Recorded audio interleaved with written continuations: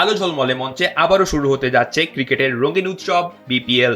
এই উৎসবকে আরো বর্ণিল, আরো প্রাণবন্ত করে তুলতে হাজির হচ্ছেন দুইজন বিদেশি উপস্থাপক, পাকিস্তানের জয়নব আব্বাস ও ভারতের রিধিমা পাঠক।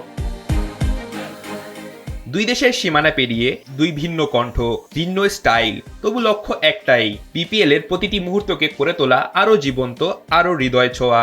বিসিবির এই ব্যতিক্রমী উদ্যোগ যুক্ত করেছে নতুন একটি মাত্রা। তবু ক্রিকেট প্রেমীদের মনে প্রশ্ন থেকেই যায়, এই জয়নব আর রিধিমা আসলে কারা? জয়নব আব্বাস পাকিস্তানের পরিচিত এক ক্রীড়া উপস্থাপক। 1988 সালের 14 ফেব্রুয়ারি লাহোরে জন্ম নেওয়া জয়নব ছোটবেলা থেকেই ক্রিকেটের পরিবেশে বড় হয়েছেন। তার বাবা নাসির আব্বাস ছিলেন একজন ঘরোয়া ক্রিকেটার।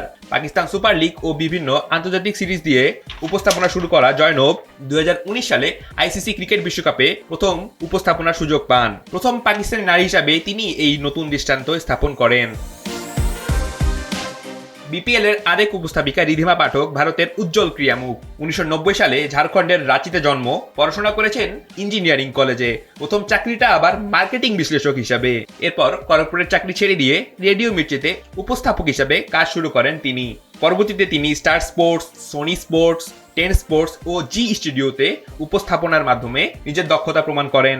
রিধিমা কেবল ক্রিকেট নয়, বিভিন্ন ক্রীড়া অনুষ্ঠান, টক শো, ডিজিটাল কন্টেন্টেও সমান দক্ষ।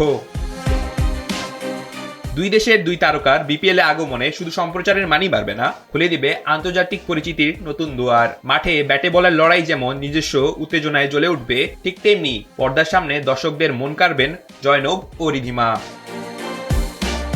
রাফিদ বিন ইসলাম, সময়ের আলো।